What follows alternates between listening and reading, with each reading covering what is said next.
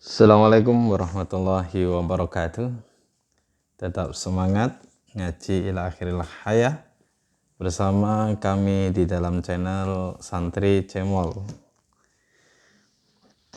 Pembahasan untuk gusel, mandi wajib. Juga ada mandi sunnah. Di dalam kitab Irsyadul Ibad halaman 10. Hada babul gusli. Akhraja at-Tabrani an Ibni Umar qala Rasulullah sallallahu alaihi wasallam idzal taqa al-khitanani wa ghabat al-hashafatu faqad wajaba al-ghuslu anzara aw lam yanzil. Wa akhraja an-Nasa'i wa Ibnu Majah an Aisyah.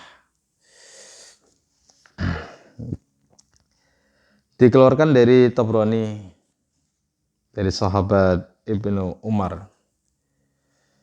Beliau berkata, Rasulullah SAW bersabda, ketika dua alat khitan itu bertemu ataupun hasyafah itu masuk ke dalam lubang kemaluan gadis ataupun janda ataupun nikah sudah resmi, maka diwajibkan untuk mandi, baik itu keluar sperma ataupun tidak. Juga dikeluarkan dari Nasa'i wa Ibnu Majah dari Dewi Aisyah radhiyallahu anha. Idza staiqadha ahadukum min naumihi fara'a balalan wa lam yara annahu ihtalama iktasala wa idza ra'a annahu ihtalama wa lam yara balalan fala ghusla alaih. Salah satu dari kalian ketika bangun dari tidurnya lalu dia melihat basah-basah lengket seperti adonan roti, putihnya itu seperti putih telur ketika kering, dan dia tidak merasa mimpi basah. Kalau itu berada di pakaiannya, di anggota vitalnya, maka tetap kewajiban mandi. Sedangkan ketika melihat dan dia mimpi basah, melihat di dalam mimpinya seakan-akan mimpi basah, tapi tidak ada bukti bahwa di anggotanya itu ada cairan putih atau sperma, maka juga tidak diwajibkan untuk mandi. Wa Samuyah an Anas idza wajadat al-mar'atu fil manam ma yajidu ar-rajulu fal taghtasil. Seorang perempuan ketika menemukan di dalam tidurnya mimpi apa yang ditemukan oleh seorang laki-laki, maka juga diwajibkan untuk mandi. Wa Tabrani an Ibnu Abbas innal malaikata la tahduru al junuba walal mudammaqa wa tadammaqa bil khuluqi hatta taktasila. Dari Ibnu Abbas, beliau meriwayatkan bahwa sesungguhnya malaikat itu tidak akan datang kepada orang junub dan orang yang kotor dengan kotoran-kotoran sehingga mereka itu mandi. Maksudnya di khuluq itu kotor dengan sperma. Sperma itu kan seperti bau-bau, ya seperti putih telur itu baunya. Wa Abu Dawud wa Nasa'i, juga diriwayatkan oleh Abu Dawud wa Nasa'i, la tadkhulu al malaikatu baitan fihi suratun wala kalbun wala junubun. Malaikat tidak akan masuk rumah di dalamnya ada gambar-gambar. Gambar-gambar di sini adalah gambar lukisan-lukisan yang ada. Dan juga tidak ada kalau di rumahnya itu ada anjingnya ataupun dalam posisi junub. malaikat, maksudnya jauh dari rahmat. Itu ada yang mengatakan petan itu adalah hati. Lah, Allah itu yang menjadi hijab bagi seseorang, kenapa enggak tembus hidayah? Karena di hatinya itu ada bentuk-bentuk macam-macam gambaran dunia, dan ada sifat anjing, bahkan sifat-sifat yang terburuk, sifat jelek. Wa Ahmadu wa Abu Dawud an Ali radhiyallahu an. Man taisapa wonge man taraka mawdi'a sya'ratin min janabatin lam yaghsilha fuila bihi kada wa kada minan nar. Barang siapa yang meninggalkan satu helai rambut janabat yang belum dibasuh, maka seseorang itu akan disiksa di api neraka seperti ini, seperti ini. Hati-hati ya kawan. Qala Ali wa min thamma adaitu sya'ra ra'si wa kana yadzu sya'rahu.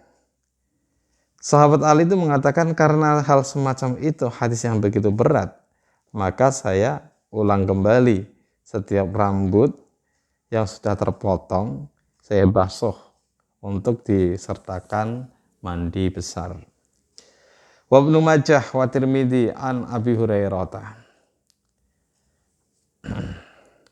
Inna tahta kulli sya'ratin janabatan faksilu as-sya'ra wa angku al-basyarata. Sesungguhnya di bawah setiap rambut itu memiliki status janabat. Maka basuhlah rambut tersebut, sucikan kulit-kulit yang ada, yang nampak. Basuh secara rata. Wa huma an ibni Umar. La yakra'u al-junubu wal haidu syai'an minal Qur'an. Orang junub, orang yang haid, tidak diperkenakan untuk membaca sebagian dari Al-Quran. Wa Nasa'i an Aisyata radhiyallahu anha, wajjahu, hadapkanlah kalian semuanya, hadihil buyuta anil masjid fa inni la uhillu al masjid li haidin wala junubin. Dari Dewi Aisyah, hadapkanlah rumahmu ini dari masjid. Maksudnya jaga, jangan mengotori masjid, karena saya tidak menghalalkan, kata Nabi, masjid untuk orang haid dan untuk orang junub. Ketika buat rumah itu jangan di dalam masjid, di luar masjid, walaupun itu rumah marbot, karena marbot itu kadangkala ya sering ada istrinya lagi menstruasi, kan nggak diperbolehkan untuk masuk masjid. Jaga. Wa Abu Dawud wa Tirmidzi an Abi Hurairah radhiyallahu an. Man ataha idan fi farjiha aw imra'atan fi tuburiha aw kahinan faqad kafara bima unzila ala Muhammad sallallahu alaihi wasallam. Waduh, mudah-mudahan kita terjaga. Barang siapa yang mendatangi orang yang haid di dalam farjinya, posisi haid ditabrak, atau perempuan di dalam tuburnya, atau datang ke ahli paranormal, maka ia sudah kufur dengan apa yang diturunkan atas Nabi Muhammad SAW. Jangan terlalu percaya dengan ahli paranormal ya. Kamu boleh dengarkan, tapi jangan langsung diambil 100%. Bisa jadi itu membuat kita enggak percaya kepada Allah. Wasyaikhani an Aisyah radhiyallahu anha. Karena Rasulullah sallallahu alaihi wasallam idza kana junuban farada ayakula aw yanama tawaddaa wudu'ahu lis salati. Rasulullah sallallahu alaihi wasallam ketika dari posisi junub, beliau ingin makan dan minum, beliau wudhu seperti wudhunya untuk sholat. Jadi makan minumnya itu aja dalam keadaan suci. Padahal Nabi itu kan disucikan zahir batinnya. Masih wudhu sebagai syariat bagi umatnya. Inilah aturan yang ditentukan Nabi. Wa Muslim an Abi Sa'id Al-Khudri idza ata ahadukum ahlahu thumma arada ay ya'uda falyatawadda bainahuma. Dari Abi Sa'id Al-Khudri, Nabi Muhammad SAW bersabda, ketika kalian hubungan intim dengan istri-istri kalian dan kalian ingin mengulang kembali, maka lakukan wudhu di antara keduanya. Karena wudhu itu bikin tenaga. Ya, ini sabda Nabi. Wal Bazar an Ibnu Abbas.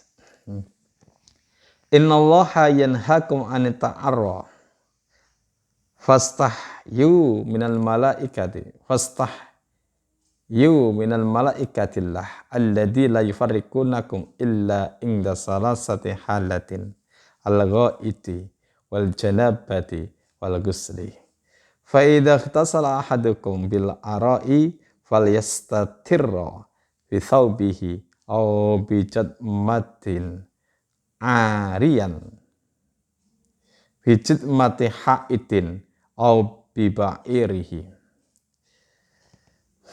Dari Ibnu Abbas, ini sabda Nabi semuanya. Sesungguhnya Allah itu melarang kalian dalam keadaan telanjang. Bila kalian mandi, diusahakan bil arok, fa'indak tasahadun bil arok. Kamu telanjang, maka tutup dengan pakaianmu atau dengan bijit mati haidin. Oh, di sini ya. Ini masih atasnya. Saya ulang kembali. Sesungguhnya Allah melarang kalian dari telanjang, maka malulah kepada para malaikatnya Allah yang tidak akan memisah, tidak akan berpisah dengan kalian kecuali 3 hal, di tempat 3 hal. Yang pertama, malaikat tidak mau kumpul dengan kamu ketika lagi kamar mandi. Yang kedua, dalam posisi janabat. Yang ketiga, posisi mandi. Itu enggak mau. Ketika kalian itu mandi, maka tutup ya dengan pakaian, jangan telanjang. Atau dengan memakai pagar. Pojok-pojoknya pagar. Atau dengan dihalang-halangi badannya unta, enggak masalah. Nah, kalau misalnya tertutup, terjaga di kamar mandi, nggak ada yang lihat, ya nggak masalah, telanjang. Karena yang dikhawatirkan akan dilihat oleh orang lain. Dan di sini kan dikatakan, kalau itu tempat terbuka wajib ditutup dengan pakaian. Tapi kalau itu tempatnya tertutup, maka ya sah-sah aja. Tapi ada yang mengatakan makruh. Ada yang mengatakan mubah-mubah saja. Hal itu kan tertutup. Siapa yang tahu? Wa Abdur Razzaq an Ibnu Jarih qala balagani anna Nabi sallallahu alaihi wasallam kharaja faidan huwa bi ajirin lahu yaktasilu ariyan faqala la araka tastahyi min rabbika khud ijarataka la hajata nabika. Dari Ibnu Jarih, beliau berkata, telah datang informasi dariku, sesungguhnya Nabi Muhammad SAW keluar melihat pembantunya lagi mandi dalam keadaan telanjang.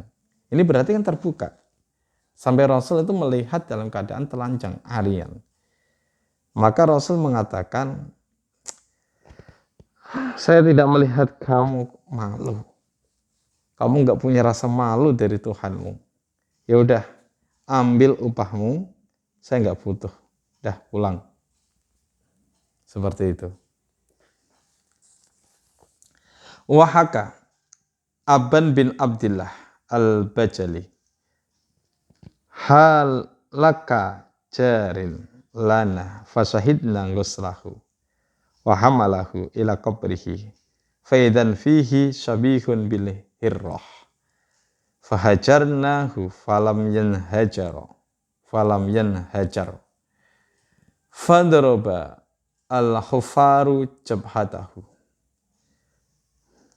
bi bayramihi falam yabrah fatahawwalu ila qabrin akhara falamma ulhida faidan huwa fihi fasana'u bihi ma sana'u falam yaltafiz faqala al-qaumu inna hadal amra ma ra'ayna mislah fadfanu sahibakum fadafanuhu falamma sawwa alaihi labanu sami'na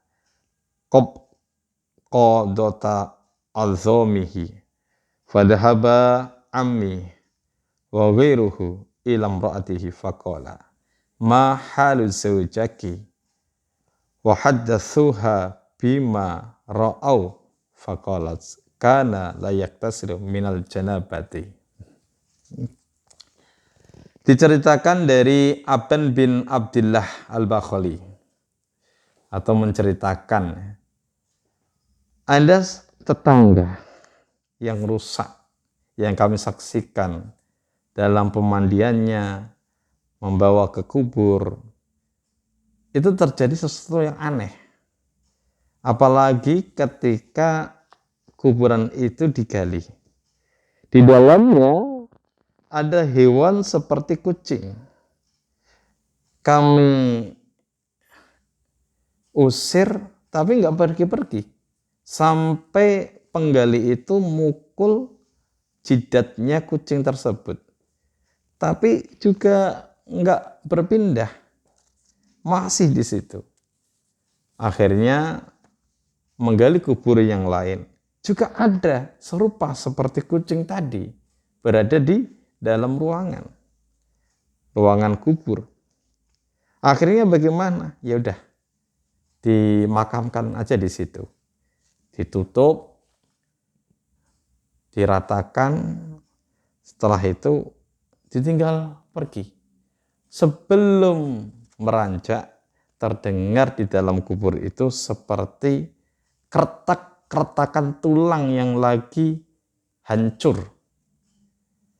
Nah, pamanku dan aku sendiri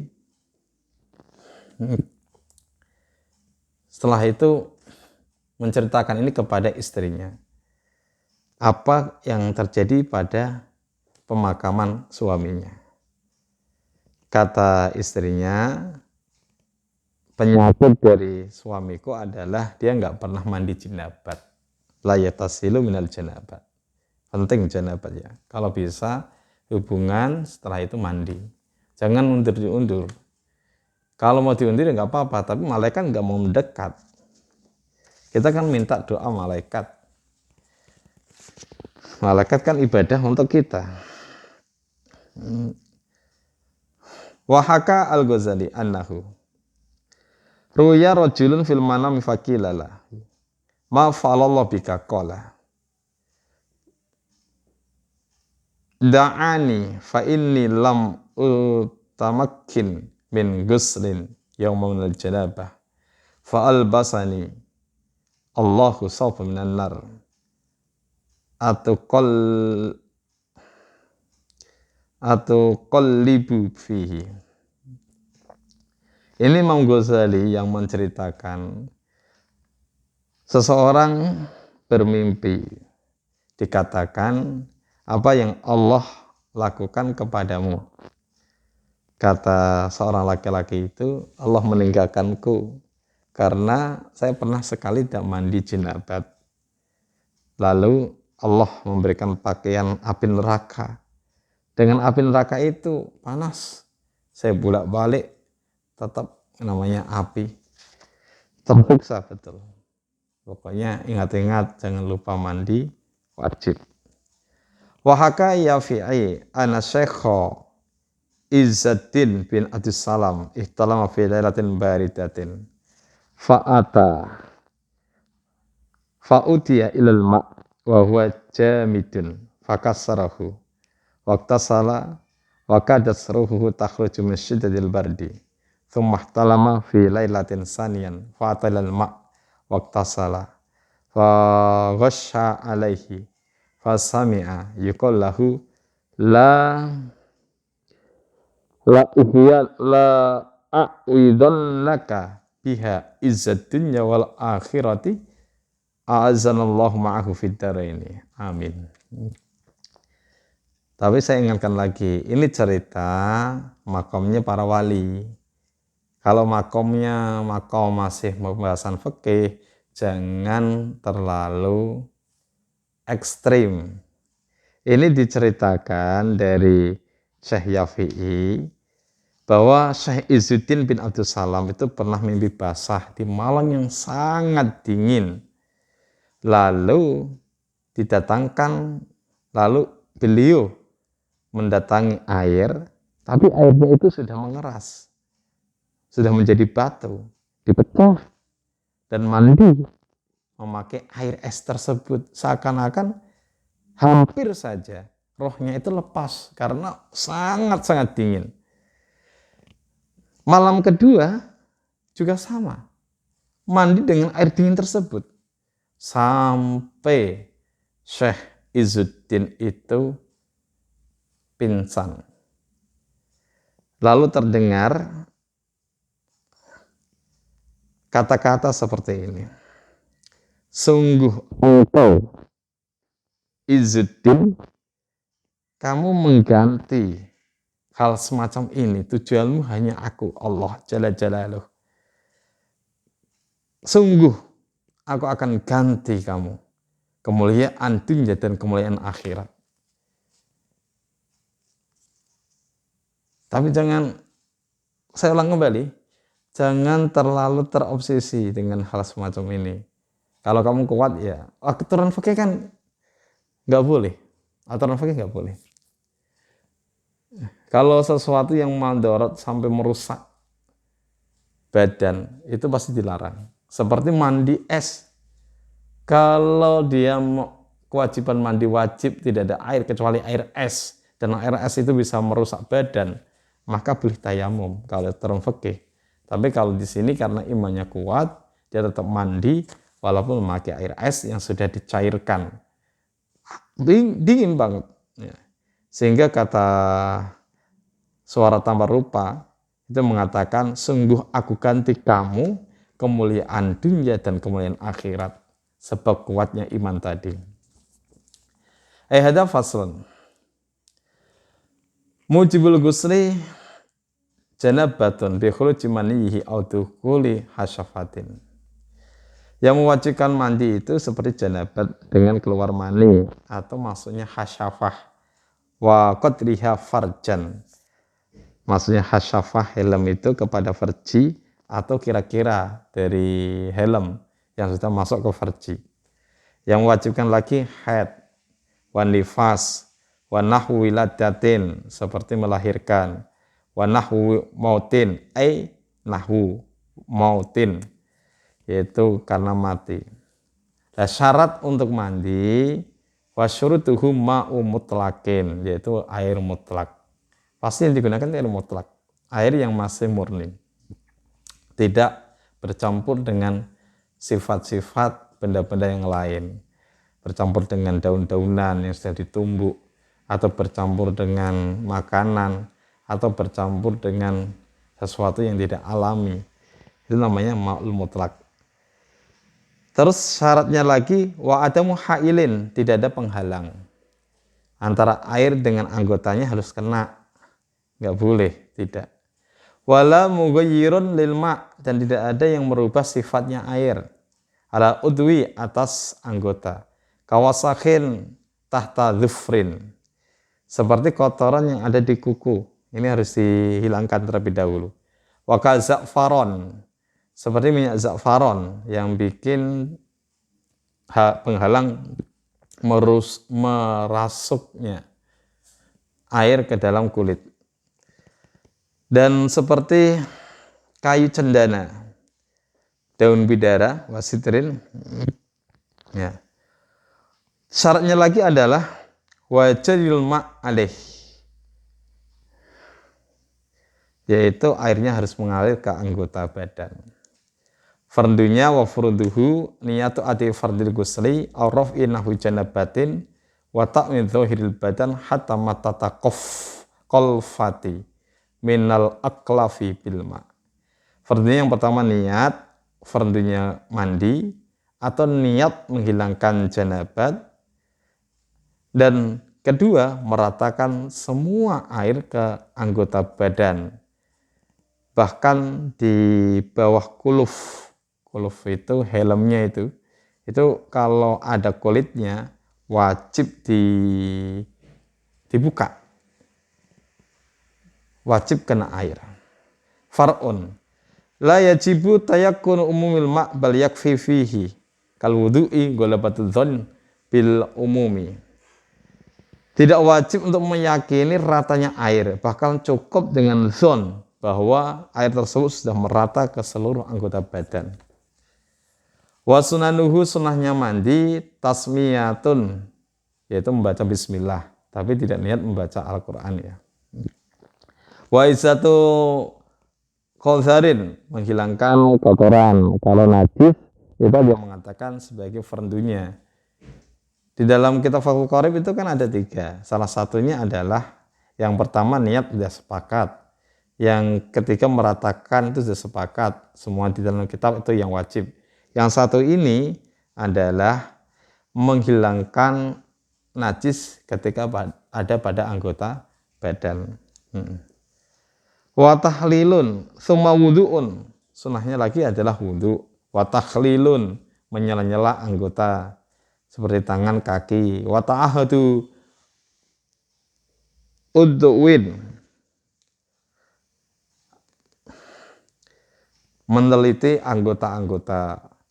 Wa ta'ahudu mukin, teliti di muk ini yang berada di sini, di muk yang di sekitaran mata, yang samping mata ini muk. Wa lihazun, dan lihah, telapuk mata. Wadalkun, sunahnya juga menggosok. Wataya munun, anggota kanan dulu. Watawajjuhun lil kiblah, dan menghadap kiblat. Watarkul isti'anatin, meninggalkan minta bantuan. Fi subbin, di dalam mengalirkan air, gak usah minta bantuan. Wudhu kok minta orang lain, yang wudhu kan kamu. Wa syahadatani, dan sunnah membaca 2 syahadat setelah mandi. Wa taslisun, 3. Wa wilaun, dan langsung. Yang terakhir wa makrohatuhu, makrohnya dalam melakukan mandi adalah israfun fil ma', yaitu boros menggunakan air. Wa tarku wudu'in, tidak wudhu sebelumnya. Wa matmadotin, dan meninggalkan berkumur. Wastingsyakin, meninggalkan masukkan air ke hidung. Wallahu a'lam bishawab. Assalamualaikum warahmatullahi wabarakatuh.